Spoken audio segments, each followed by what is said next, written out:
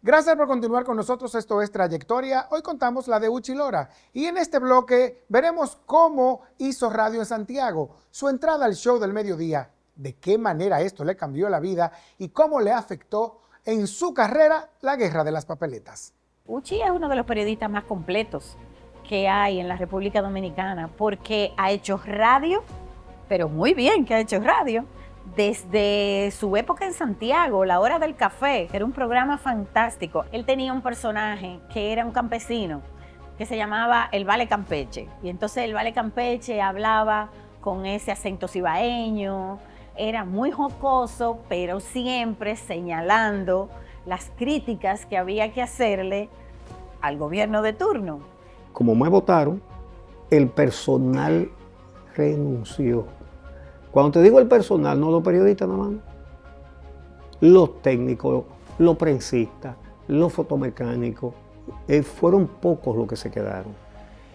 Y entonces buscaron para hacer ese periódico a una persona que no sabía de eso.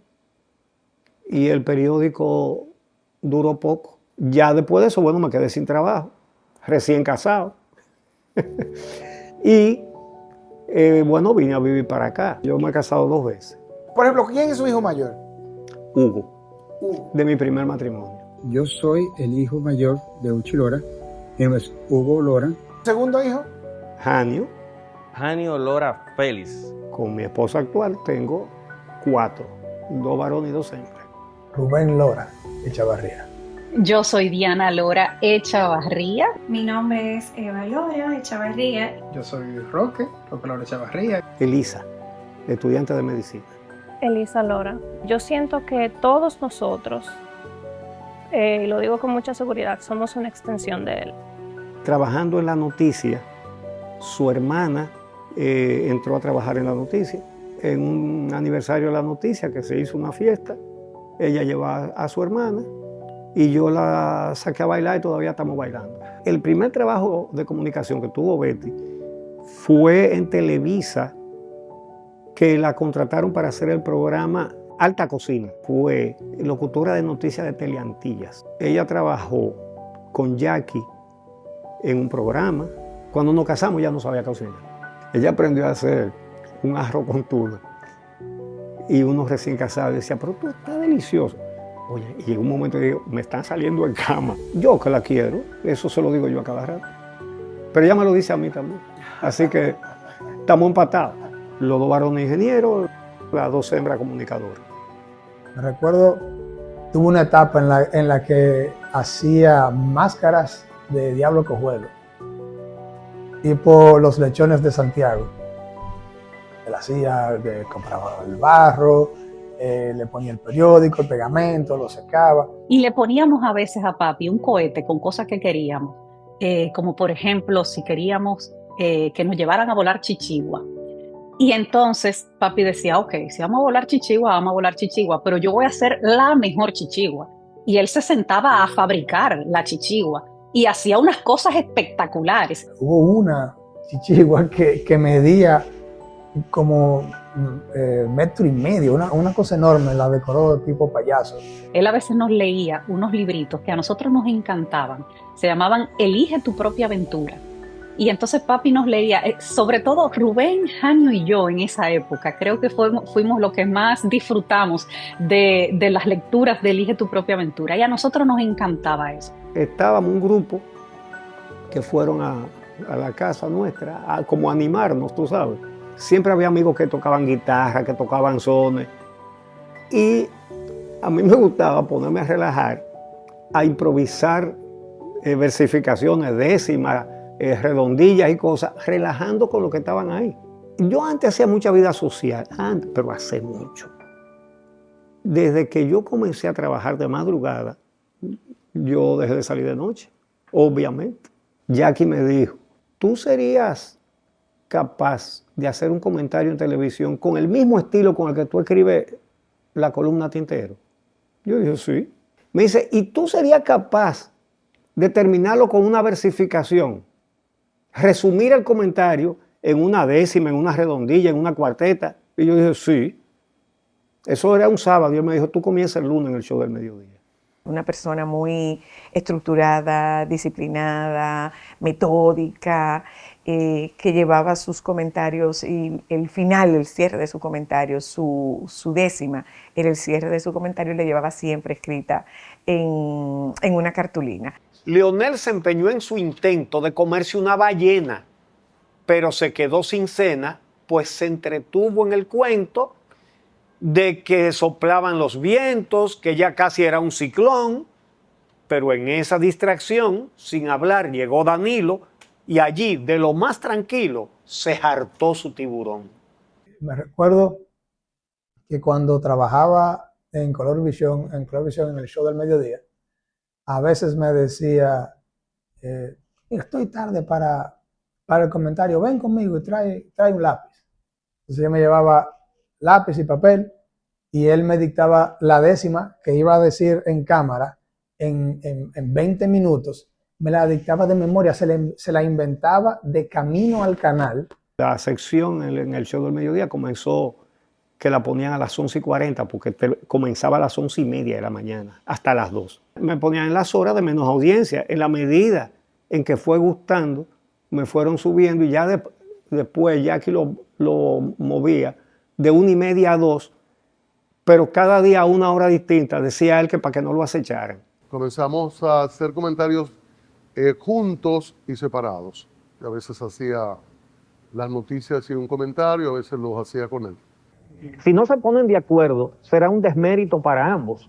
Pero lo que se espera es que se pongan de acuerdo. Eso fue un salto para mí, en todos los sentidos. Como compañero de trabajo siempre fue una persona que manifestaba su crianza hogareña y la ponía al servicio de la educación, de la formación profesional y lógicamente del contacto con sus compañeros de trabajo. Primero, lo que ganaba un periodista en esa época era para comer, nada más. Esta casa donde estamos ahora, la compré yo gracias al show del mediodía. También él había hecho ya un segmento de humor. Hacía otras cosas también. ¿Cómo cuáles? Creaba algunos contenidos. Una serie sobre Adán y Eva. ¡Ay, demonia! ¡Fuiste tú! ¿Que yo qué? ¡Ay, tú me has dado a probar el mango prohibido! Lo único que ese hombre me dijo a mí, bajó 2 veces, me dijo, tengo que repetírtelo 2 veces, porque ustedes hay que decirse la cosa más de una vez. No te comes el mango. Y mira, me hiciste comer el mango. Eso lo hice yo. Nos estaban pidiendo la casa donde vivíamos, porque la querían alquilar más cara. Vimos esta casa que la estaban vendiendo. Eso era un sueño irrealizable, no podíamos. Un día 15 voy a buscar mi cheque y yo lo veo y digo, aquí hay un error. El cheque era por el doble. Y yo le digo a la cajera, no, mira, hay un error. Y le devuelvo el cheque. Y me dice, no, a usted le aumentaron el sueldo.